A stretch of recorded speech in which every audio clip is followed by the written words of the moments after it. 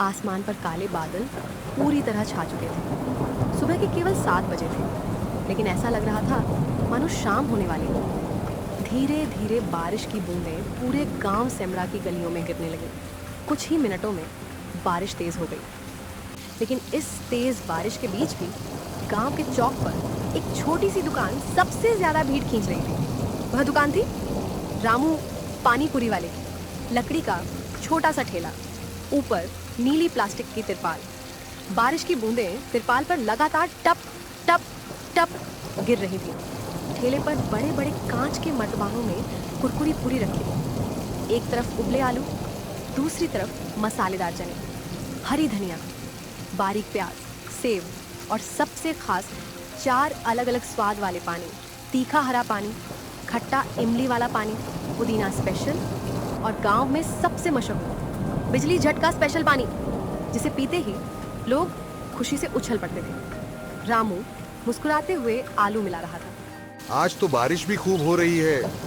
ऐसे मौसम में पानी पूरी खाने का मजा ही कुछ और है। इतने में एक ग्राहक छाता लेकर दौड़ता हुआ आया। उसके कपड़ों से पानी टपक रहा था। रामू भाई, जल्दी 10 पानी पूरी बना दो। बारिश ने तो भूख दोगुनी कर दी। 10 क्यों, आज तो 15 खा जाओगे। दोनों हंसने लगे। रामू फुर्ती से पानी पूरी बनाने लगा। ठंडे तीखे पानी में डुबोकर ग्राहक के हाथ में दे दी। ग्राहक ने जैसे ही पहली पानी पूरी खाई, उसकी आंखें खुशी से चमक उठी। वाह रामू भाई, इतनी स्वादिष्ट पानी पूरी तो शहर में भी नहीं मिलती। इतने में 3 कॉलेज के लड़के भी बारिश में भीगते हुए पहुंच गए। भाई, आज तीखा वाला बनाना। नहीं, मेरे लिए खट्टा ज्यादा। मेरे लिए तो बिजली झटका स्पेशल। रामू हंस पड़ा। अरे धीरे धीरे सबको मिलेगा। पूरा ठेला हंसी से गूंज उठा। उसी समय अचानक एक छोटा सा कुत्ता भागता हुआ आया। रामू दूसरी तरफ ग्राहक को पानी दे रहा था। मौका देखकर कुत्ता प्लेट में रखी एक पूरी उठाकर भाग गया। लगता है आज इसको भी मेरी पानी पूरी पसंद आ गई। इतने में रामू का 17 साल का बेटा चिंटू दौड़ता हुआ आया। उसके हाथ में स्कूल का रिजल्ट था। वह पूरी तरह बारिश में भीग चुका था। पिताजी, पिताजी, मैं आ गया। रामू मुस्कुराकर उसकी तरफ देखने लगा। अरे पहले छत के नीचे आ जाओ बेटा, पूरी तरह भीग गए हो। बारिश बाद में देखेंगे, पहले खुशखबरी सुनिए। अरे वाह, पूरे स्कूल में प्रथम स्थान। वाह चिंटू बेटा, बहुत बढ़िया। मैं पढ़ाई भी करूंगा और दुकान में भी आपकी मदद करूंगा। मुझे तुम पर बहुत गर्व है बेटा। बस ईमानदारी कभी मत छोड़ना। चिंटू हंसने लगा।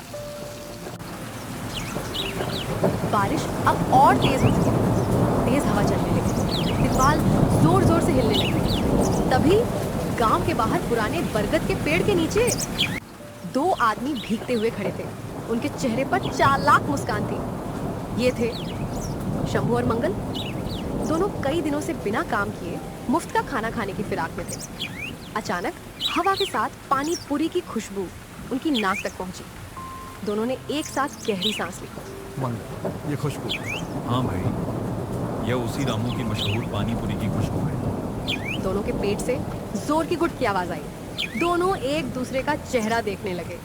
फिर दोनों एक साथ हंस पड़े। लेकिन अगले ही पल शंभू की आंखों में एक खतरनाक चमक दिखाई दी।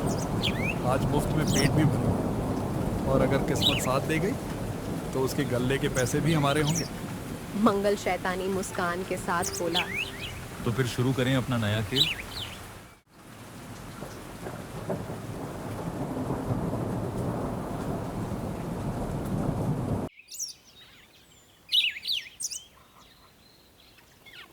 बारिश लगातार बरस रही थी।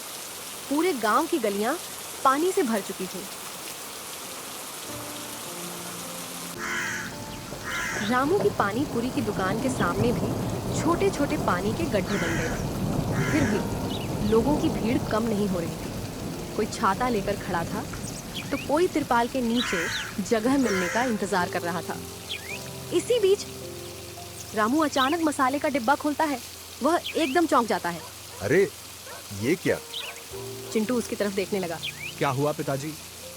हमारा स्पेशल पुदीना मसाला खत्म हो गया है। अगर ये नहीं लाया तो बिजली झटका पानी नहीं बन पाएगा। इतने में एक ग्राहक बोला। रामू भाई, बिना बिजली झटका पानी के तो मजा ही नहीं आएगा। सब लोग हंसने लगे।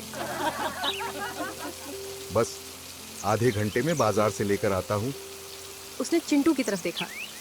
बेटा, तब तक दुकान संभाल लेना। आप बिल्कुल चिंता मत कीजिए, एक भी ग्राहक नाराज नहीं जाएगा। रामू छाता लेकर बाजार की तरफ निकल गया। बारिश अब और तेज हो चुकी थी। तेज हवा के कारण कई लोगों की छतरियां उल्टी हो रही थी।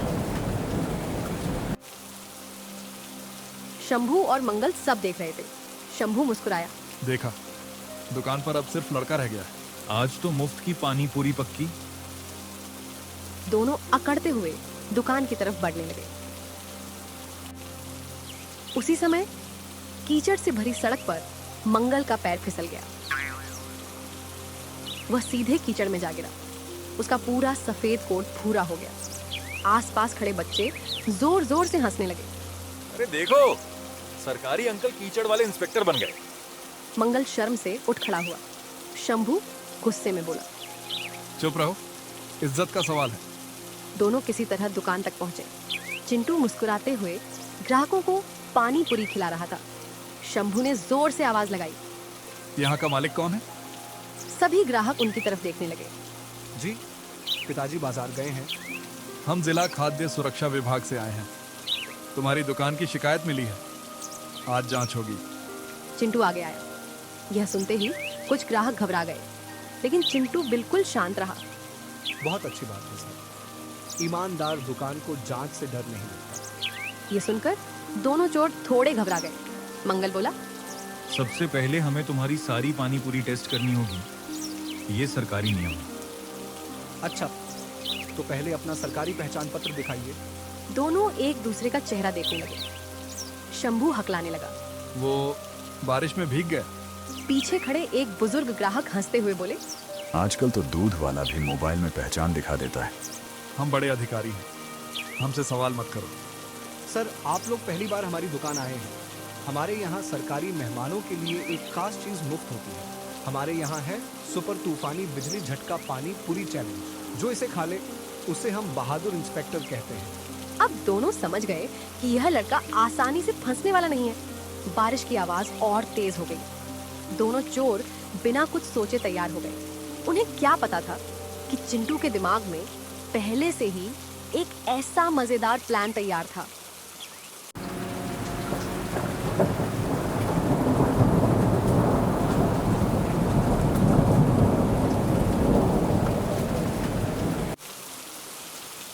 बारिश लगातार तेज होती जा रही थी। तिरपाल पर गिरती बूंदों की आवाज पूरे माहौल को और मजेदार बना रही थी। दुकान के सामने पानी भर चुका था, लेकिन फिर भी लोग छाते लेकर पानी पूरी खाने के लिए लाइन में खड़े थे। सबकी नजर अब उन दोनों नकली इंस्पेक्टरों पर थी। चिंटू मुस्कुराते हुए बोला। सर, हमारे यहाँ सरकारी मेहमानों का स्वागत सबसे स्पेशल पानी पूरी से होता है। हाँ हाँ, जल्दी लाओ। चिंटू दुकान के अंदर गया। उसने सबसे कुरकुरी पूरी निकाली। उसमें आलू, चना और मसाला भरा। फिर उसने एक अलग मटके का ढक्कन खोला।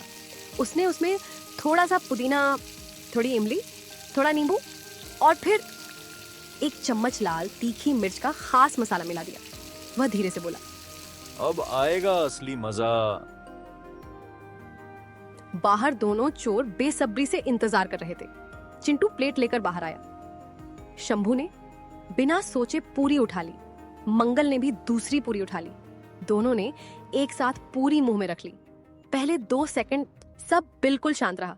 फिर दोनों की आंखें बड़ी हो गईं, चेहरा लाल पड़ गया और अगले ही पल पानी पानी, कोई पानी दो। दोनों दुकान के सामने कूदने लगे। एक छोटा बच्चा बोला। अरे, इंस्पेक्टर अंकल तो बारिश में भी पानी मांग रहे हैं। सब लोग ठहाके लगाने लगे।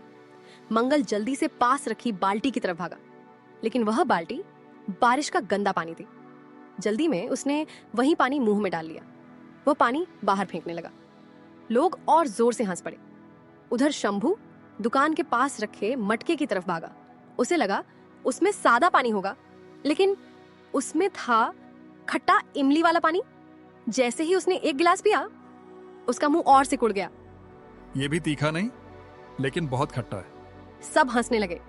चिंटू मासूम बनकर बोला, सर, टेस्ट पूरा हुआ कि एक और प्लेट बनाऊं? तभी एक बुजुर्ग ग्राहक आगे आया। अरे इंस्पेक्टर साहब, रिपोर्ट भी तो बनाइए। भीड़ हंसने लगी। अब दोनों चोर बुरी तरह घबरा चुके थे। उन्हें समझ नहीं आ रहा था कि क्या करें। इसी बीच बारिश के साथ तेज हवा चली। शंभू के हाथ से उसकी नकली सरकारी डायरी नीचे गिर गई। डायरी खुल गई। भीतर खाली पन्ने थे। न कोई सरकारी मुहर, न कोई दस्तावेज, न कोई पहचान।